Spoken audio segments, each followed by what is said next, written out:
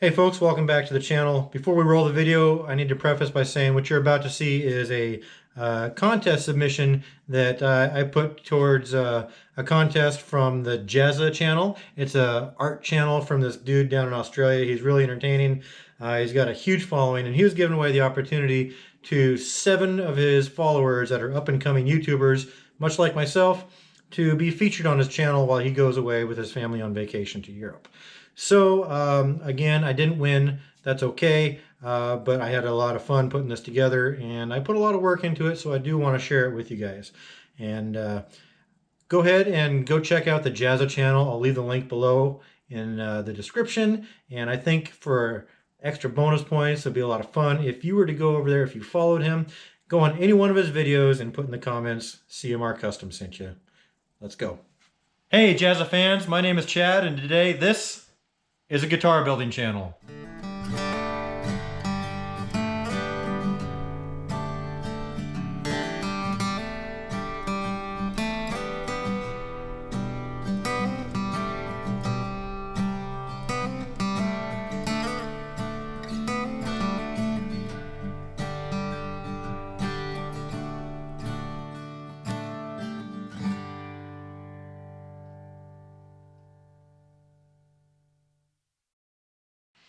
See? Sparkly.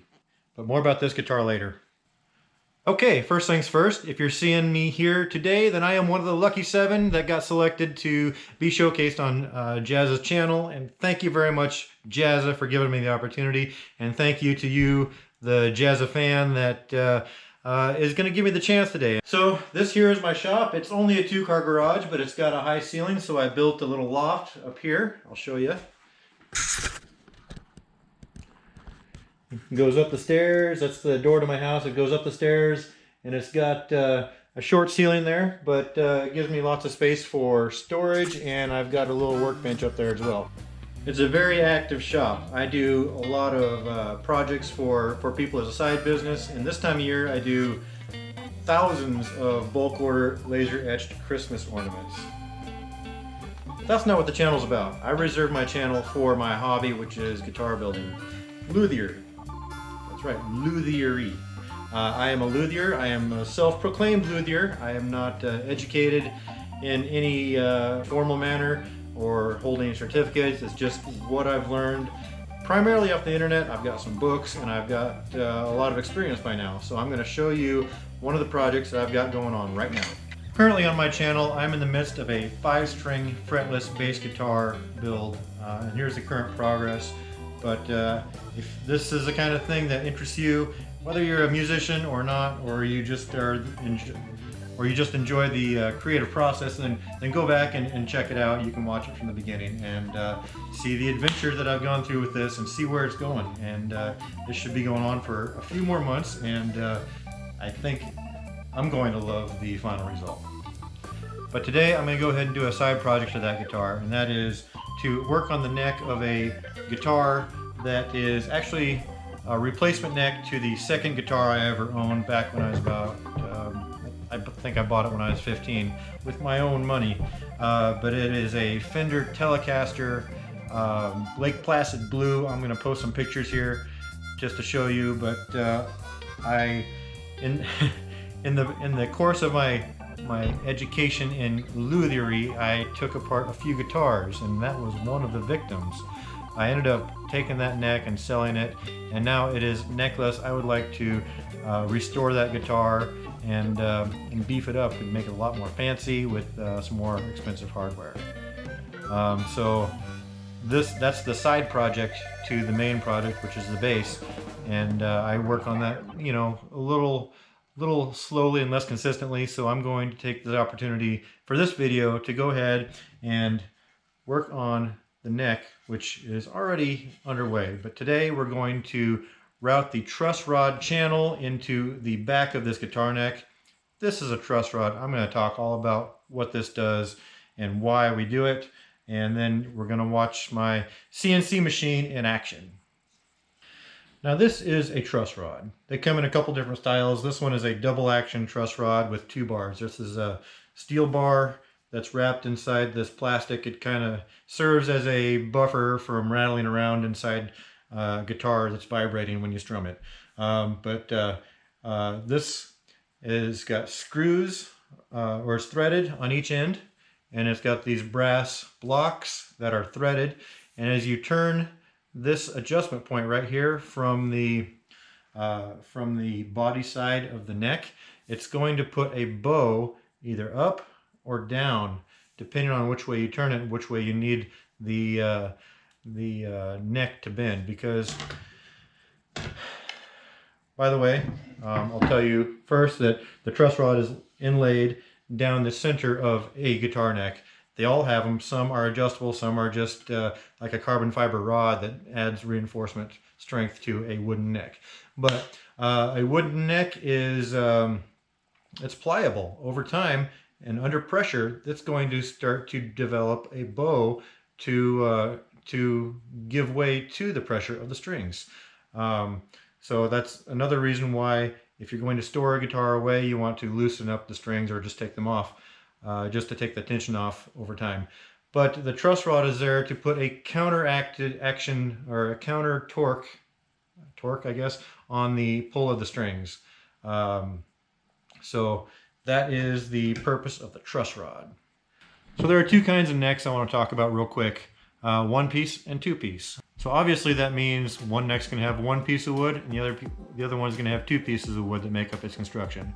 So a two piece is going to be the neck. This is a messed up neck that I've had once, but I keep it around because these make good paint sticks. Just screw your guitar to it and you hold it, you spray the guitar body. But anyway, with a two piece, this was meant to be a two piece.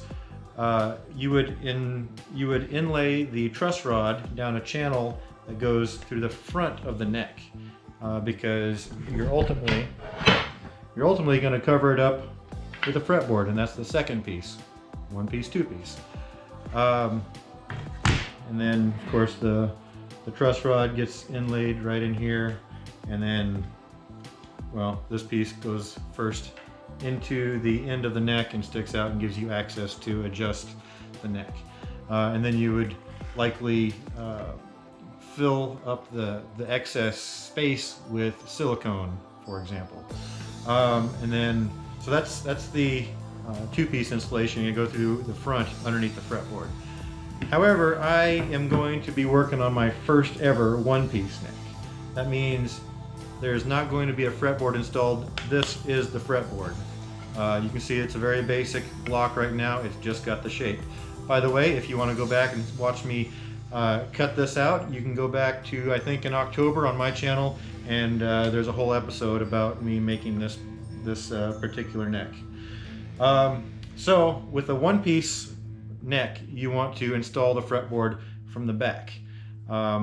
If you are familiar with guitars, and you are probably aware that some guitar necks have something called a skunk stripe that goes down the back, and that's kind of a contrasting piece of wood that is just kind of sticks out. It's decoration, but it's also functional because it serves as a cover to the channel that you routed for the truss rod. I'm going to show you an example of one right now. Now this guitar was my first ever guitar that I got when I was 14 years old. My mom bought it for me. I'm 42 now.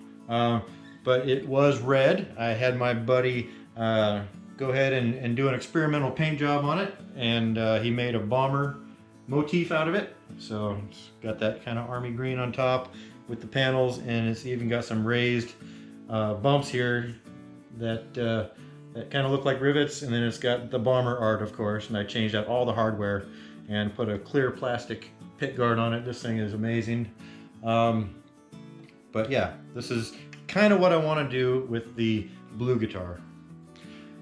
So on the back, you see this here. This is probably rosewood or mahogany or something, but it's a contrasting stripe against the maple, and it serves as decoration, but it also serves as the plug for the truss rod. Now this truss rod is adjustable from the peg head here. You're going to stick, I can't see in there, but it's probably an Allen wrench hex X wrench that you stick in and you turn it and adjust the truss rod. Other guitars that I'll show an example of that one too. All right, back to this one. You'll notice, and I built this neck, this is a 2-piece neck. You'll notice there is no access to the truss rod at the end of the fretboard.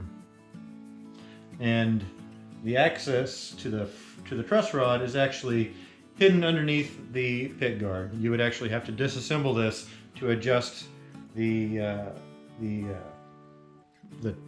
torsion of the neck.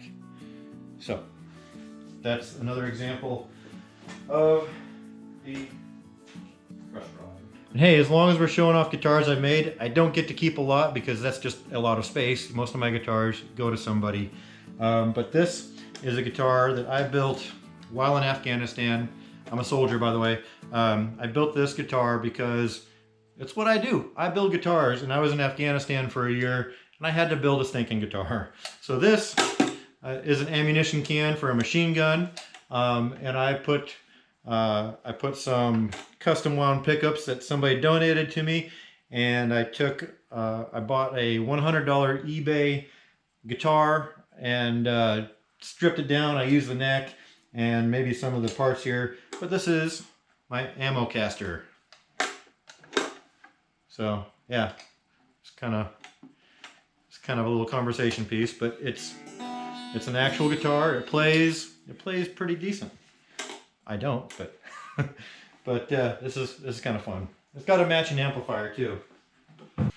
Now then, let's finally get down to business. We're just going to cut a straight line down the back of the neck, and make sure it's the right depth for this piece, and also to accommodate the skunk stripe that we're going to add. Not in this video, but it's not a huge task. It's kind of quick, but it does require some precision, and for that we're going to use my CNC machine. So this is the bed of my CNC machine, and so I'm just going to go ahead and show you where I'm making measurements to accommodate the truss rod so we get the depth and the width. So again, this is the front of the neck. We don't want to go through that way. We want to go through the back of the neck. It's very important in lutherie to always be aware of where your center lines are. So I've got my center line down the front, and I've got the center line on the back, and it connects all the way around, just so I'm sure I've got the same center line. So I'm going to set this on the edge, so as if I was looking down on the top of the neck. And then I've already got the marks pointed or lined out here, but just to show you what's going on, I want the adjustment to be on the bottom of the neck. Again, this is the bottom over here. Then I want to set it out on the neck, and I want about 1/4 of an inch of room at the top of the fretboard. So I've already got it marked out here, 1/4 inch at each of the blocks. So I know my truss rod is level. So that gives me a measurement from the back to the front of the depth of the cut. So I'm going to go ahead and measure that cut out that I'm going to need right now with my trusty calipers.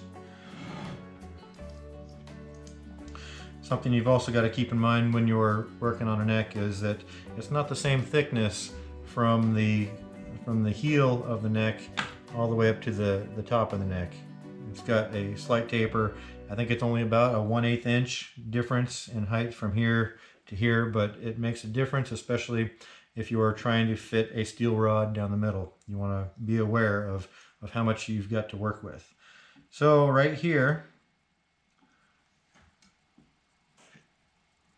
is equal on both sides, and we see that it is 3/4 of an inch.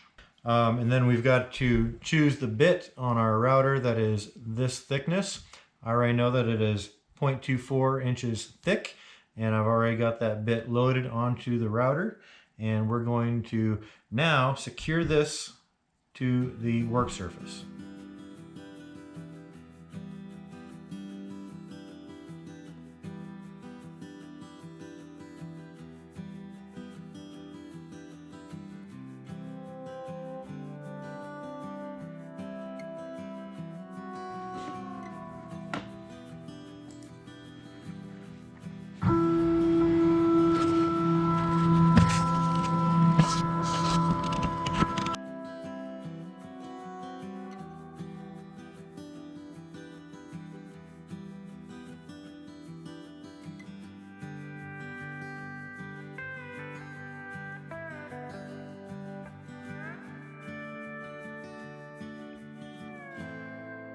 All right, so that can be a little tedious, but it's probably one of the most important things that you have to do before you get doing a milling project like this. So let's talk about the CNC machine a little bit. This is a CNC, stands for Computer Numerically Controlled Machine. So it's got these motors here. This is the X-axis motor, and this is the Z-axis motor that goes up and down.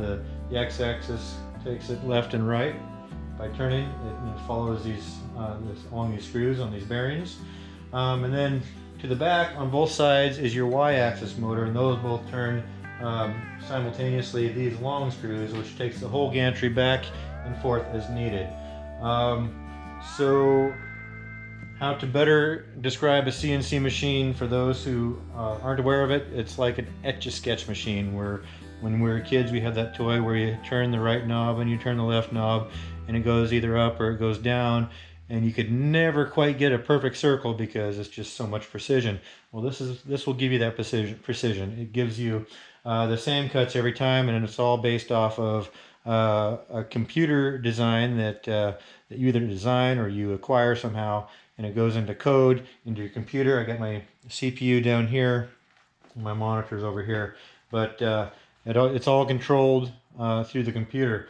But in this case, it's such a simple cut. It's just straight back and straight forward. We'll do that a couple times, and we'll change the height of our cutter. Meanwhile, this thing is running this bit, and it will clear a path for our truss rod. So I'm just going to control that with the keyboard.